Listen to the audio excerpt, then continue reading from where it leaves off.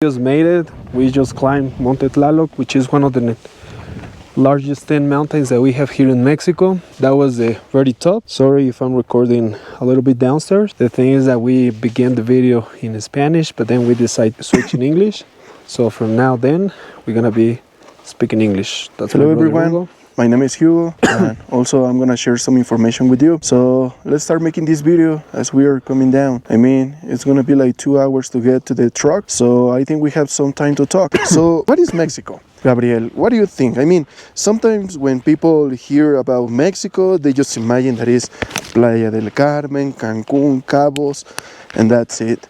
But I would like to tell to the people that in Mexico, we have so much more than that. Just look around here. We have rainforests. In the north of Mexico, we have big deserts.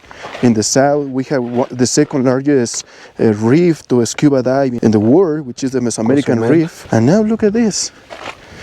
Why do you think people, they do not come to visit these areas? Because I mean, it's so beautiful. There is a lot of hiking. At some point, media says that it's unsafe, but I don't feel unsafe in here.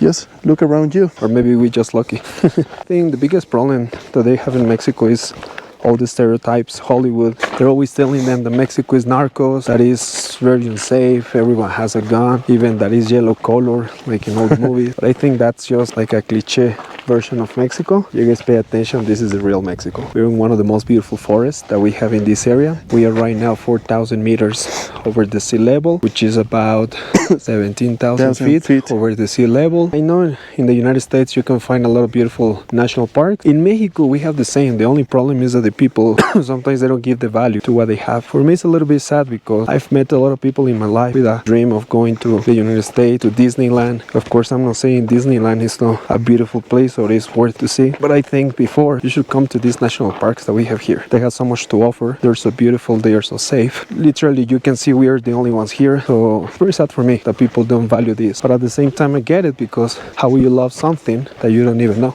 I think this is one of the main reasons why we are sharing these videos with you, not just for the English speaker audience. Also there's a lot of Mexicans living in Mexico that know how to speak in English, and hopefully they can share this. Also we're gonna be posting some videos in Spanish, but we'll figure that out later. Right now we are walking, we are coming down.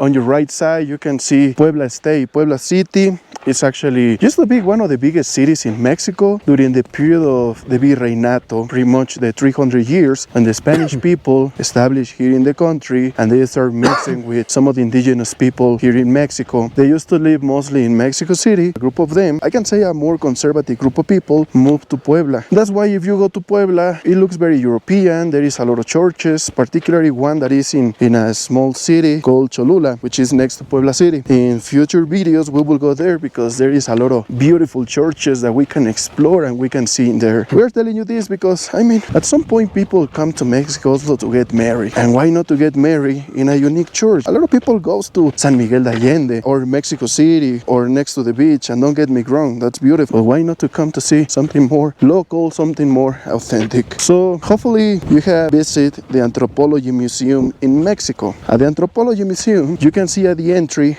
a big statue. It's considered as the 4th largest monolithic in basalt in the world. And some anthropologists, even archaeologists, proposes that this big rock, which is 180 tons the weight, was brought from some of these rocks. Can you imagine taking something as heavy as that for a couple of kilometers downstairs? That's crazy. So Gabriel, can you tell me what is that statue representing? Yeah, that statue has a lot of controversial answers depending on the archaeologists that you're supporting. Some of them are very tied to the idea that they are representing Tlaloc, which is one of the main deities in the Mexica, Teotihuacan, Mayans, Pantheon. Of course with different ideas, different concepts, but at the same time they are representing the water in all of them. But also some archaeologists are saying that is representing the female side of Tlaloc. Her name is Chalchihuitlicue, the goddess of the water on the ground, the lakes, the river, the oceans. But also I found that very interesting because just yesterday I was reading a book about the ancient deities in Mexico, and they say that there's another female deity for the salty water. I forgot the name, but I will look that up and I will share it with you. But I mean, in bigger scale, it can be representing either of those gods. But at the same time, the ancient deities that we were having in Mexico, they were not having gender. The ancient time, I think, it didn't matter if it was either female or male side. The important thing is that they both were the providers of the water, rain, the agriculture. Even there's a third deity very important in these areas, which is called Ejecatl. He was the god of the wind, especially with the advocation of Quetzalcoatl. And he was actually pretty close to Tlaloc because I don't know if you guys ever noticed when it's about to rain, we have a lot of wind. And I remember right now that my grandma had a sister, Chabelita. She passes away a couple of years ago at the age of 110 plus because her certificate of birth got lost in the Mexican Revolution that happens in 1910. So we never knew exactly how old she was, but she was a very wise person because whenever it was about to rain or something, she knew it. I remember being at her house in this very sunny day, and then she used one of her hands outside the window, and even it was very sunny, it was perfect weather, she was like, take the clothes inside the house because it was raining within an hour or two. And I was like, maybe she's crazy, it's impossible. It's very sunny. 2 hours after, we had a storm in the town, and as you can imagine, all my clothes got wet. And then after that I realized how wise the people could have been back in the day. And just imagine, she was 100 years old, but imagine how was the people 500 years ago, 1,000 years ago, 1,500 years ago when Teotihuacan was an active city. It's very sad for me that most people think that these civilizations were primitive, that they were like hunters and gatherers and they were no intelligent, they were doing just sacrifice or something like that. When you clearly can see in the museums how smart they were. They were having beautiful art, music, acoustics, engineer, architecture. and imagine that it's not like one day they just woke up, the gods told them how to build a pyramid. They did a lot of experiments.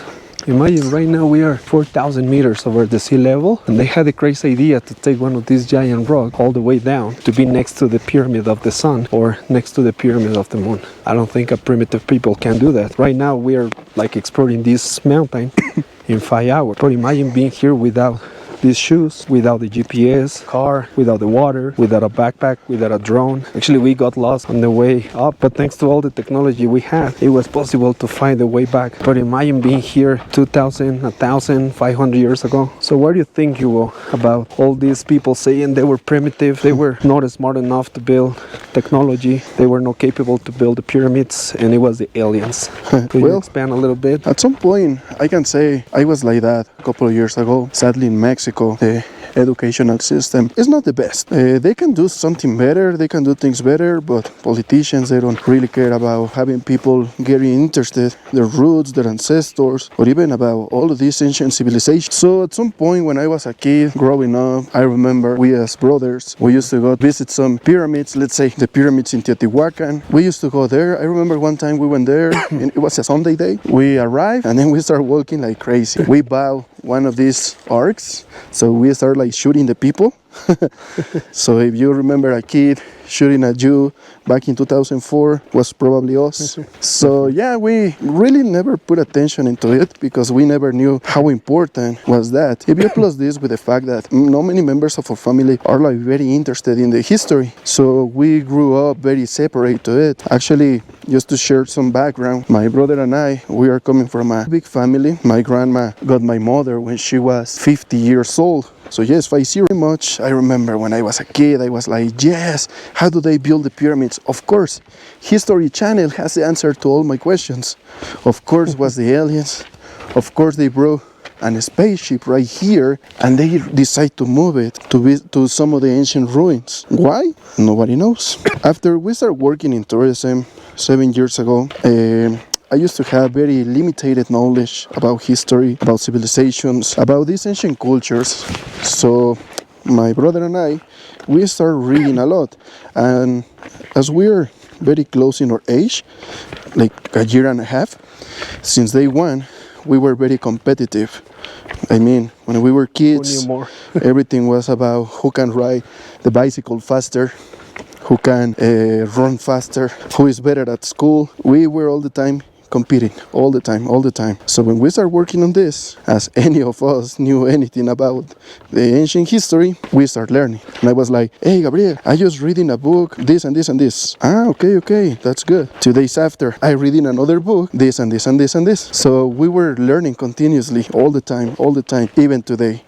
So recently Gabriel was telling me about the importance of the Virgen de Guadalupe in the ancient pantheon. And personally, I'm Catholic, but I was thinking that, yes, the Virgen de Guadalupe, her birthday was in December the 12th. That's why everyone was playing Las Mañanitas to her, like happy birthday. But then Gabriel told me that's not true. Actually, that's not her birthday. That's just the day when she did the 4 miracle to the Indian Juan Diego. So that's what I mean. Every day you're still learning more and more and more. So one of the reasons why we start this project is that we really want to share what's the real Mexico, you know? We don't have any political ideas. I think all politicians are bad.